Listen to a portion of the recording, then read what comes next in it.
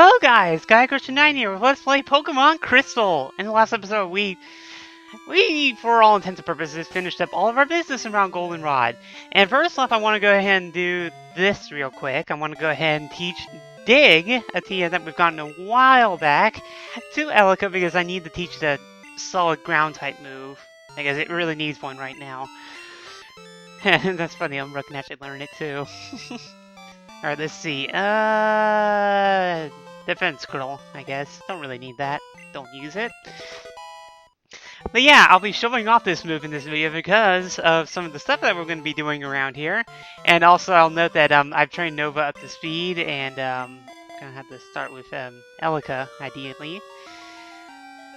And so, now we're going to do the first thing that we can pretty much do here in Ecruteak, and I guess it's this building. Yeah, it's this building, alright. Ah, child, have you learned to dance like the Kimono girls?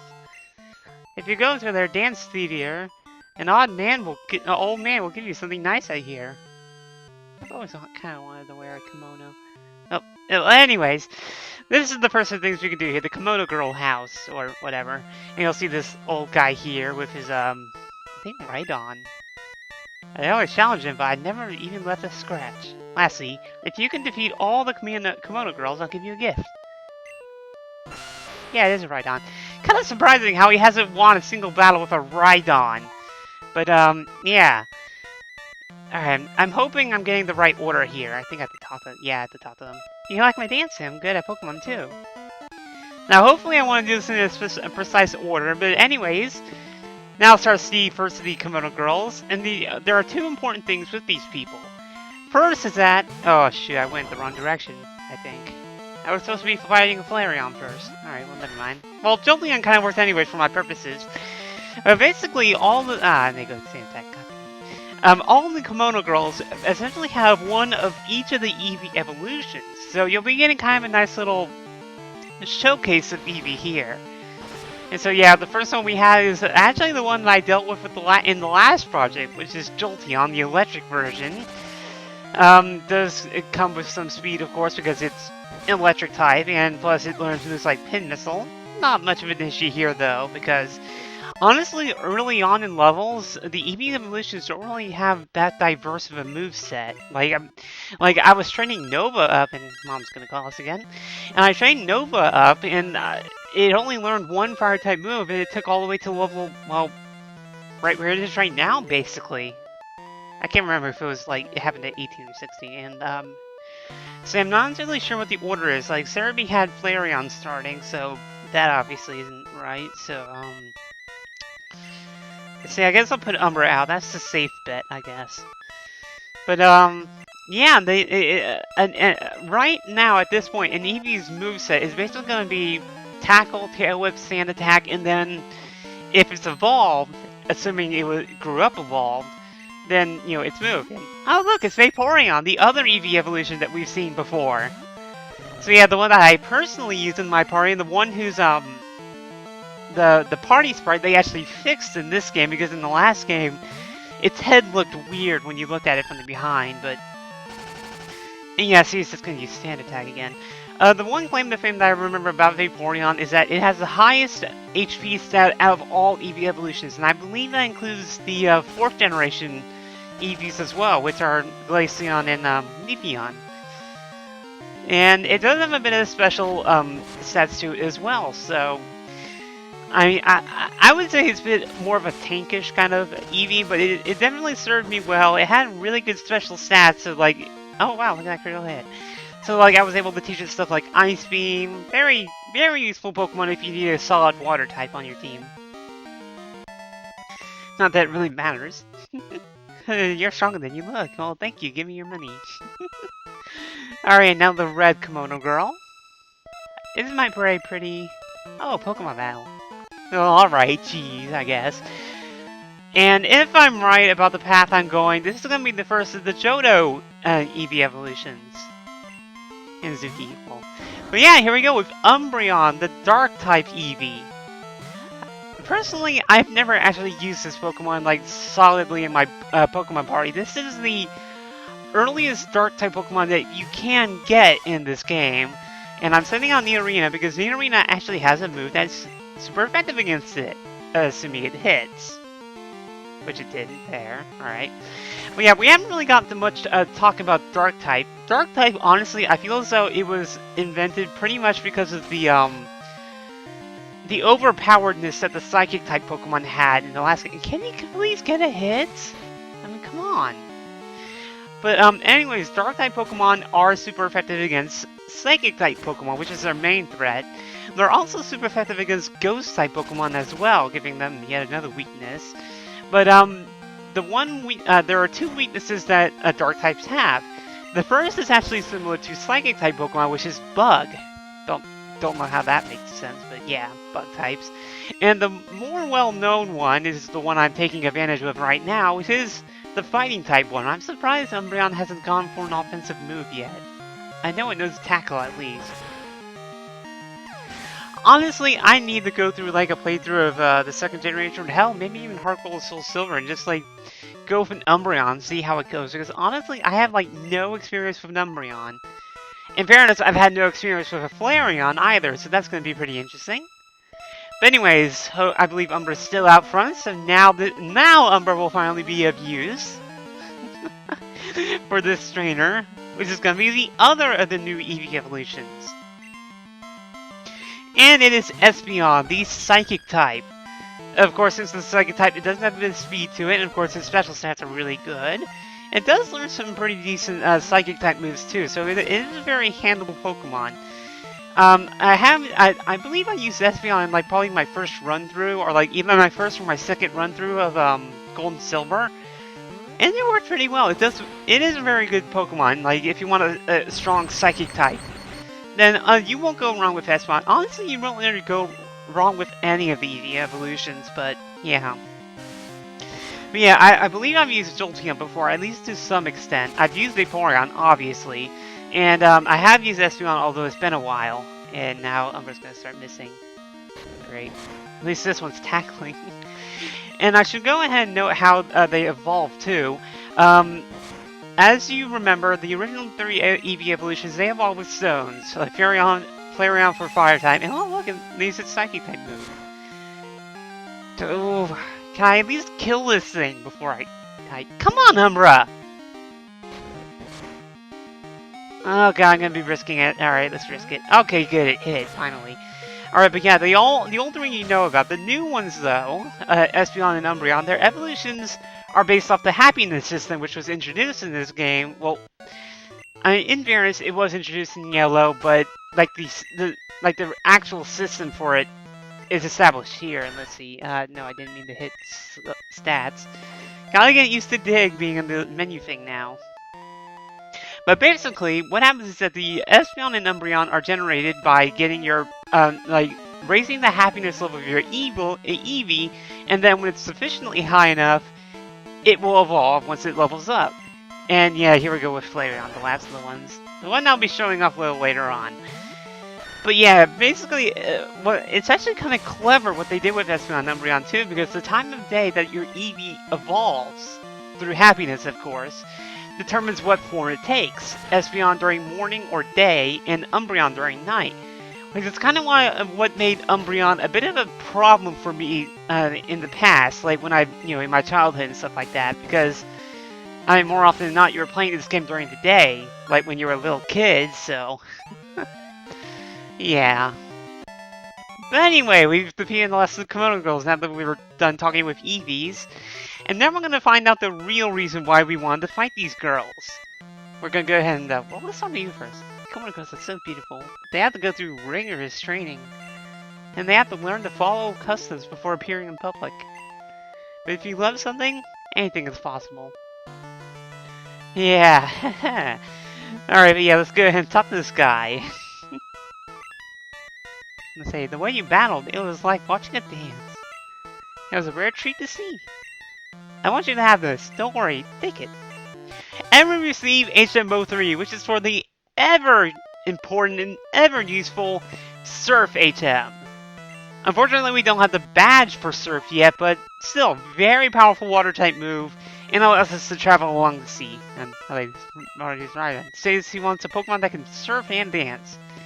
which gives reference to the irony that Rhydon is a Pokemon that can actually surf. How it survives this feat, I do not know, but yeah, there you go. I'm gonna go ahead and heal up real quick and check the time and see how I'm doing. Alright, hopefully I can fit this in the same video. But anyways, now that we're done with the Kimono girls, there's really one other thing that we can deal with at Ecruteak at the moment. And I think this is this one here. Yeah, a historical city where the past meets the present.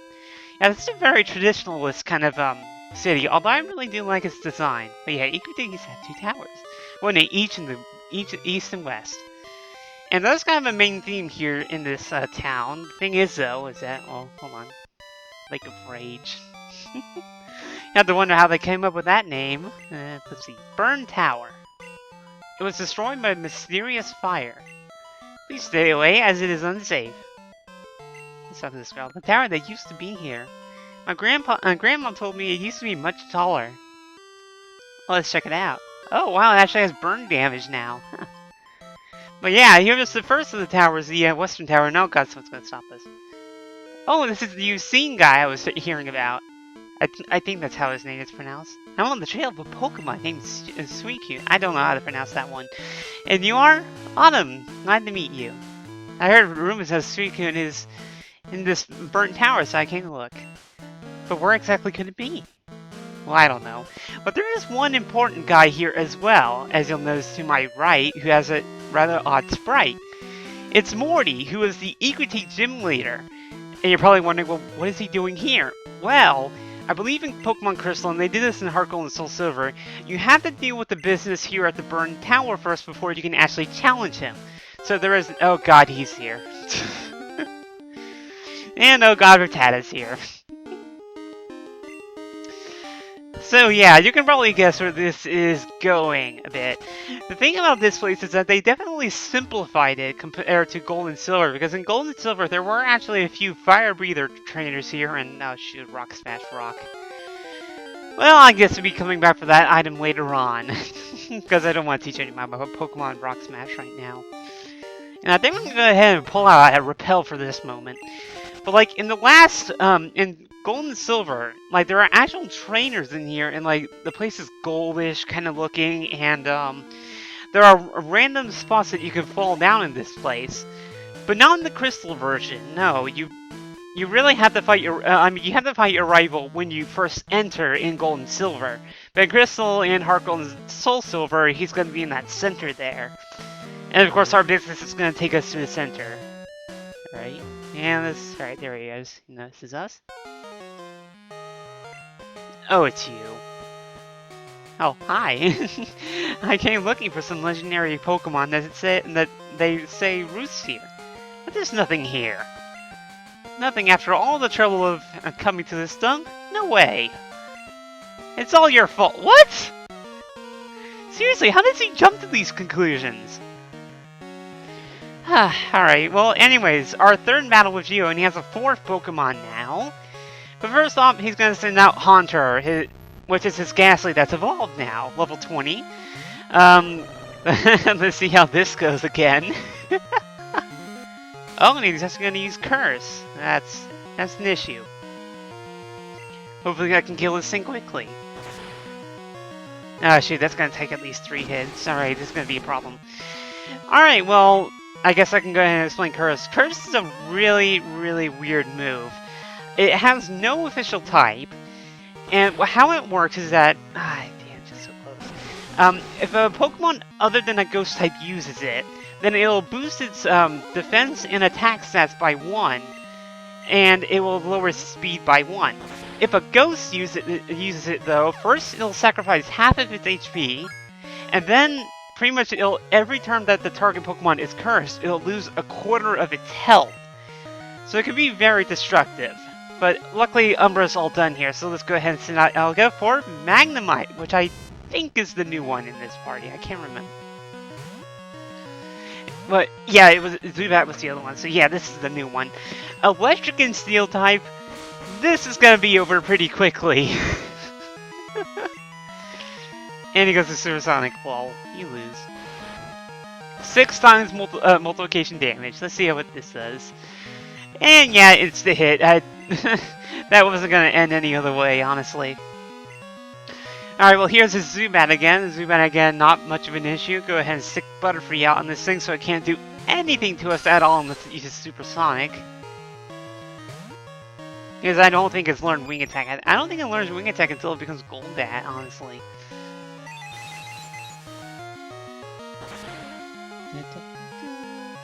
Alright, super effective. Oh good, and I confused it too. That's a bonus. Let's see. Yes! Alright! Well, Zubat's not going to be any issue for us at all. So it really just comes down to Gio's last Pokemon, which is, of course, his most dangerous Pokemon. And level 19. Alright, but yeah, he's going to go ahead and send out his starter Pokemon, which is, for me, Quilava. At this point, all of his starter Pokemon should be well, not fully evolved. They should be at least their first evolution. I believe in Azalea Town, if your rival has a Totodile, it will actually still be a Totodile during that battle. Mainly because Totodile is the last one to evolve into its first stage. Well, second stage, technically. Alright, luckily now that Poliwag knows Water Gun, this should be... Well, I can't remember when it learned Water Gun. Alright, and I'm getting some free turns. That's good news. Now I shouldn't have woke up. Jeez. Just my luck. It only lasted 2 turns. And of course it gets a critical hit too. I have to call Poliwag back a little sooner. Oh, if I can get in... I can probably get in at least... If I can get him asleep again. Oh, come on! 2 critical hits in a row? That's not fair! Ugh. Fine, let's just dig you to death. God, that was such a cheap shot game. I mean, 2 critical hits in a row, that's just not fair. Alright, well hopefully this is a bit more potent. And it is, thank God. Alright. I do believe Dig is a physical type move, so that does take advantage of Elika's higher attack stat. Alright, but yeah, he's defeated again. This is why I hate battling wimps. There's no challenge. Well, nah, my brain is exploding. Well, whatever. You would never be able to catch a legendary Pokemon anyway. No, what? What? Wait. Hey, what? What are you doing falling into a hole? Some genius you are. Serves you right. Like I planned it! Ow. Alright, let's see if my legs still work. Let's see. Alright, well, arms still attached. Legs, left, right. Alright, they're all still there. That's good news. Alright, let's find a way out of here. Oh.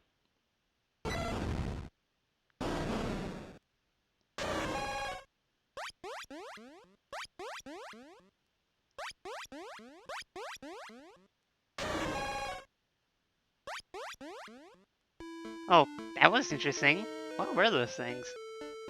Hey, I think I found the legendary Pokemon! Haha! Suckin' Geo! I dug a hole down. Oh wow, Eevee's already down here. I was shocked. Suicune raced like a brother, right in front of my eyes. For 10 years I chased Suicune. And I finally got to see it. I'm all choked up. I owe this all to you. Thank you. I heard that the legendary Pokemon of Ecruteak tests chosen humans by allowing them to get close. I'm going to track Suicune. Autumn, let's meet again. Farewell! Kinda sucks how he doesn't have a special sprite in this game. I mean, he just kinda looks like an ordinary person in this. Alright, let's get you and get out. Alright. Well, I don't think the repel is worn off yet, so... Oh, right, strength. I'm gonna have to come back here. Well, let's see. Oh, hold on. Are there any items up here? I mean, while repel's still going. No, guess not. Alright, let's just abort. There might be an item on the other way, but I don't really want to test it. You came across some good fire-type Pokemon there and poison types, and odd green man that suddenly appeared. In the distant past, this tower burned in a fire. 3 nameless Pokemon perished in it. A rainbow-colored Pokemon descended from the sky and resurrected them. It's a legend that has been passed down by Ecruteak gym leaders. Me? I was the trainer way back when. Oh! I love old people in this game. Well, yeah, there's quite a bit of history to this town, but unfortunately we won't really be able to do really much of any of it until much later in the game. Well, a little bit later at least. Let me go ahead and heal up first. Poor Poliwag. Poliwag seems to be getting the short end of the stick in these videos lately, huh? I mean, God, he gets insta-killed by rollout and now double crits, but whatever. Anyways, this is Guy and I with Let's Play Pokemon Crystal, and in the next episode, I'll probably be taking on the gym leaders already. So I will see you then, guys. Yeah, maybe get some water when my throat hurts.